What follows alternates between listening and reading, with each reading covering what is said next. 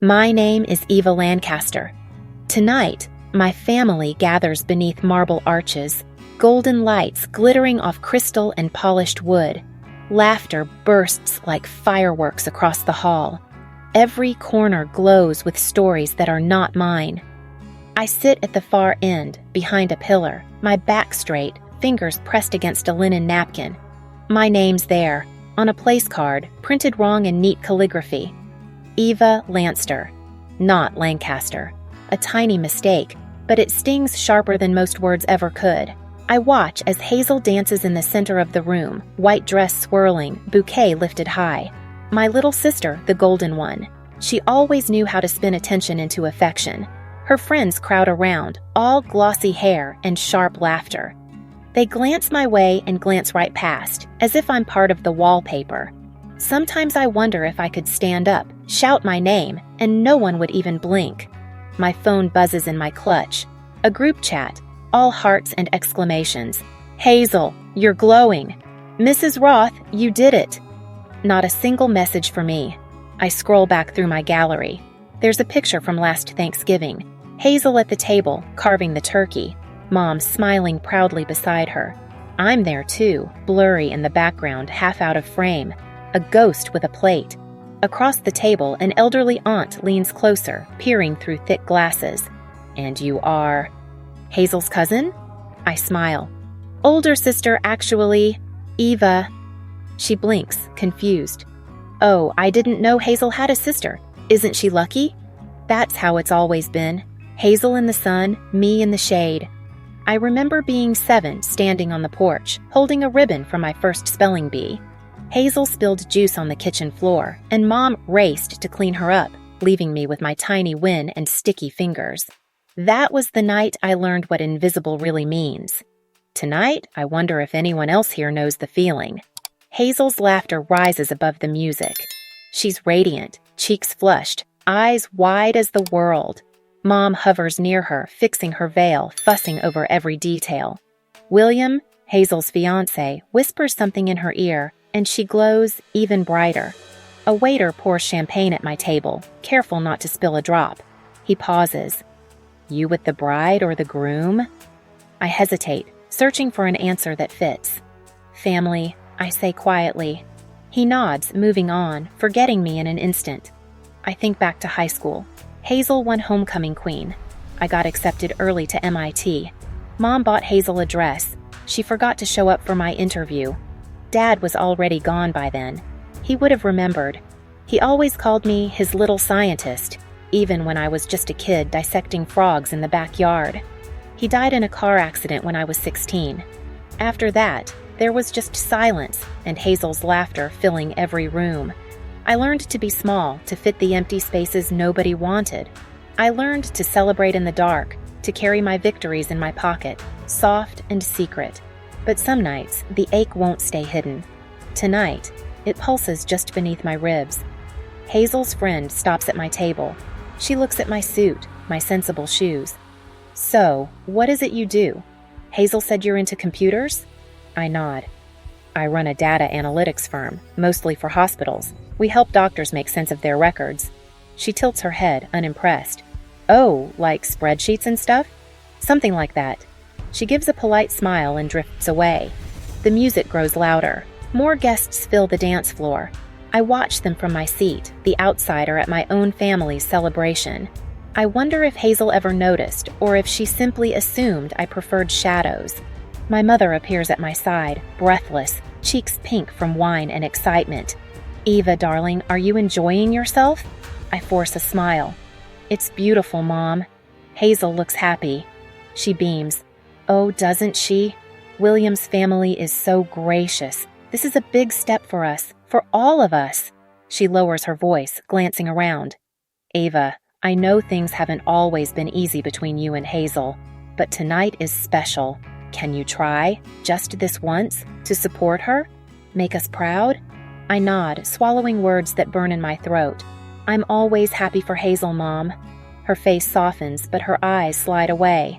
And if you get a chance, talk to William's father. He's very influential in the hospital system. Maybe you could network a little. Show them you're doing well. There it is. the real reason. It's always about appearances, always about Hazel. I nod again, wondering if she'll ever stop needing proof that I matter. She pats my hand, already distracted. "Enjoy yourself, Eva." She's gone before I can answer. I turn back to the table, tracing the letters on my place card.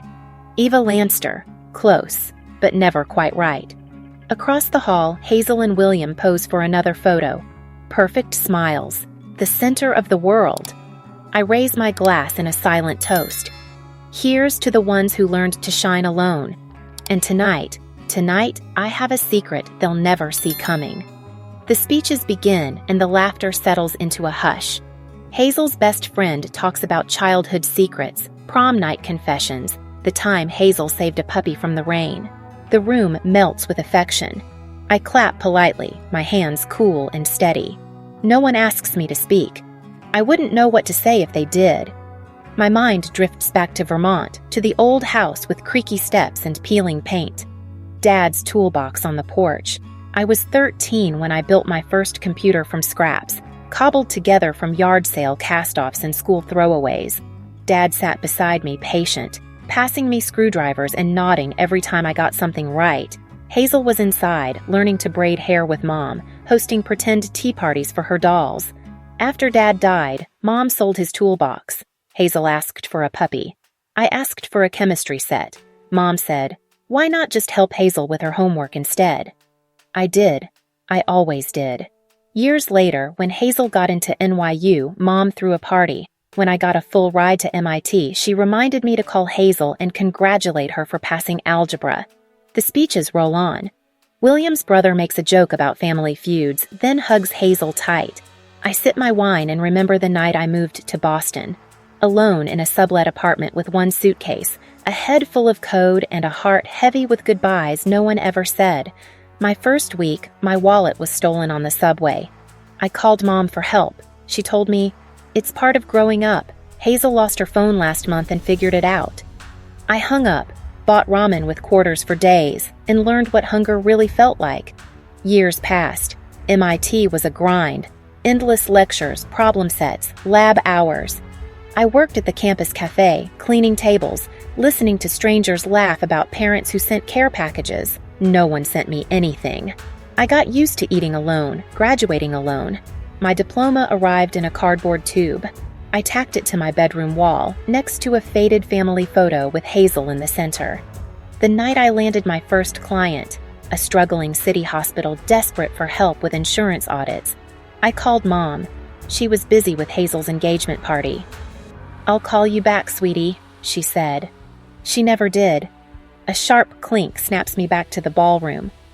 Dessert is served, white chocolate mousse, tiny candied violets. My plate arrives with Eva L. scripted in caramel. Another mistake, another small erasure. A distant cousin slides into the seat beside me, cheeks flushed from champagne. "You live in New York now, right? Still single?" "Hazel said you're married to your work." I smile. "Something like that." She laughs, nudging me. "You should have more fun. Find yourself a William."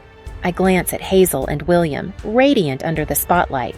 "Some of us aren't built for fairy tales," I say. The cousin leans closer, voice lowered. "Your mom's proud of you, you know. She brags about you at Bridge Club, says you run some big company." My throat tightens. "She never says it to me." The cousin shrugs. "Moms, they're always better at telling strangers than their own kids." The dance floor fills, music swells, hazy with nostalgia. I watch Hazel spin, her laughter a magnet for every camera. For a moment, I wonder what it feels like to be wanted by a room. A sudden memory. I'm 10, watching Hazel on stage in a yellow dress, singing out of tune but smiling with her whole heart. I stand backstage, clutching my violin, waiting for my turn. When I step into the spotlight, the applause is already fading. I play every note perfectly. Afterward, Mom hugs Hazel, not me. "She's the star," she says. "You're so good at supporting her."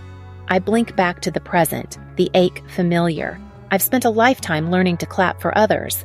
Tonight, my hands are still. My phone vibrates again. An email. "Congratulations, Ms. Lancaster. Contract finalized, Roth Healthcare board restructuring effective immediately. A strange calm washes over me. Everything I've built, all those silent years, have led to this moment. Someone calls my name from the head table. Hazel, waving, glass raised. "To family!" she shouts. I lift my glass in return, voice steady. "To new beginnings." But in my chest, something colder is growing. Tonight, I'm not just the forgotten sister. Tonight, I am the one holding every string. The band switches to a slow song. Couples take the floor, lights soft and golden. I watch them dance, a little apart, hands just touching, laughter drifting on music. I stand, stretching my legs, walking past clusters of guests deep in their own joy. My heels echo on marble as I slip onto the balcony for air. The night outside is cool, edged with mist.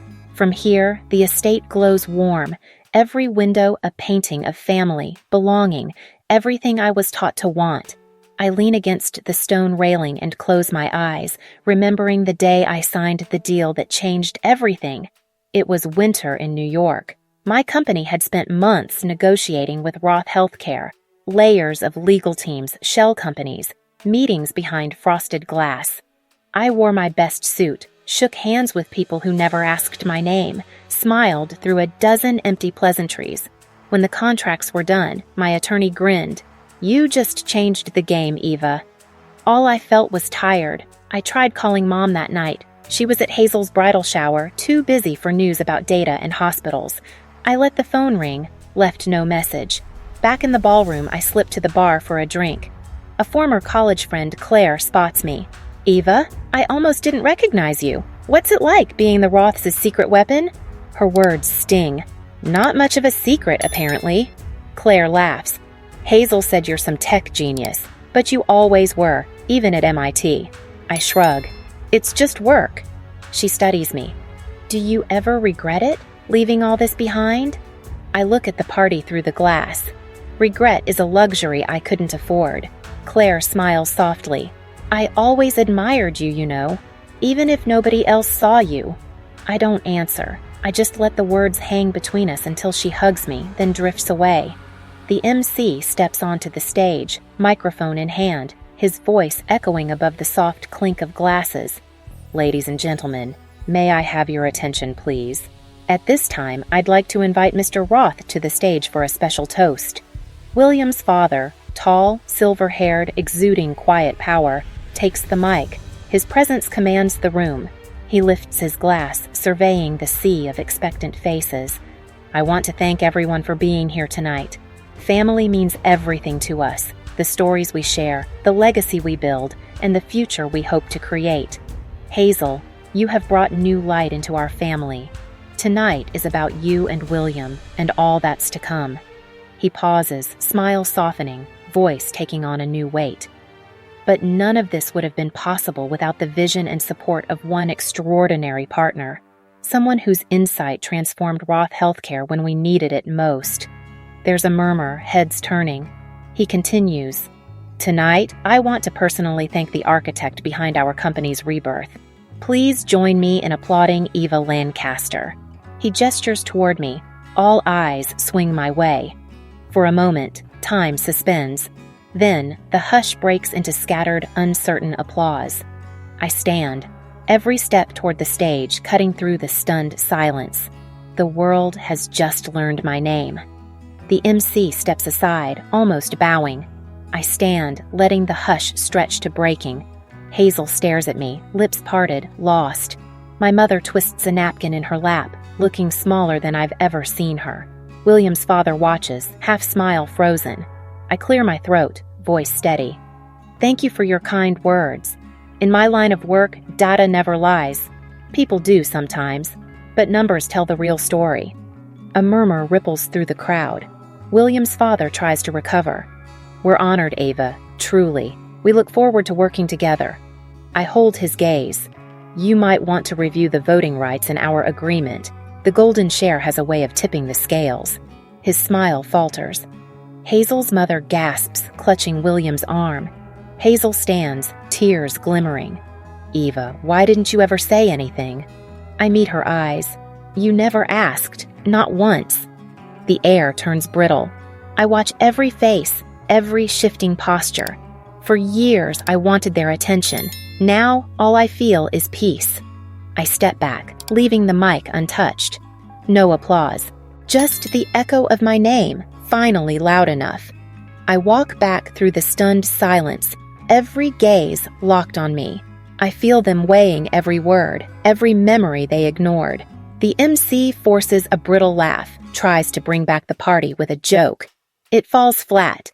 Hazel's mother huddles with William's father, their faces tense, voices sharp and urgent behind cupped hands.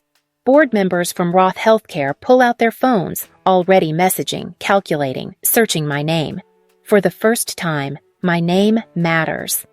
My mother rises slowly and follows me, catching my arm just before I reach the hallway. Her voice trembles. "Eva, what have you done?" I meet her eyes, the same shade as mine. "I kept going, Mom. That's all."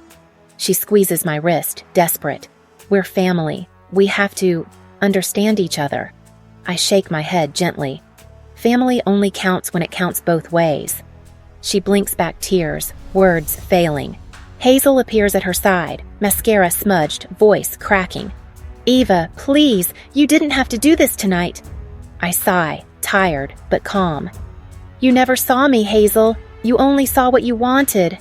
Hazel grabs my hand, cold fingers shaking. "I'm sorry. I am. I don't know how to fix it." I pull free, my voice a whisper. Some things aren't meant to be fixed. Behind them, I hear whispers from the guests. "I thought she was just the awkward sister." She owns the company now. No wonder the Roths are nervous. The shock in their voices is almost sweet. My cousin Claire slips beside me, voice low. "You finally did it. They'll never look at you the same." I glance at her, feeling the weight lift. They never really looked at me before. That's the point. My mother, desperate, tries again. "Eva, please. Your sister needs this. We need you." I step away, leaving her words behind, like so many forgotten birthdays. From the balcony, I see Hazel collapse onto a chair, face buried in trembling hands. William kneels beside her, confusion and worry on his face. Across the room, the Roths are already in a huddle with their lawyers, tension rising, their perfect celebration collapsing under its own secrets. I move toward the exit, the music a thin thread behind me. I hear someone mutter, "This is going to change everything." Outside, the night air is cold and sharp. A black car glides to the curb. My driver, Thomas, opens the door. "Home, Miss Lancaster?"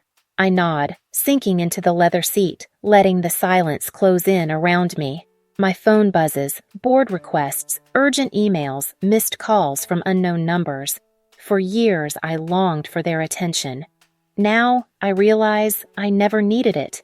As the car pulls away, I watch the mansion's lights shimmer in the dark, voices fading behind the glass.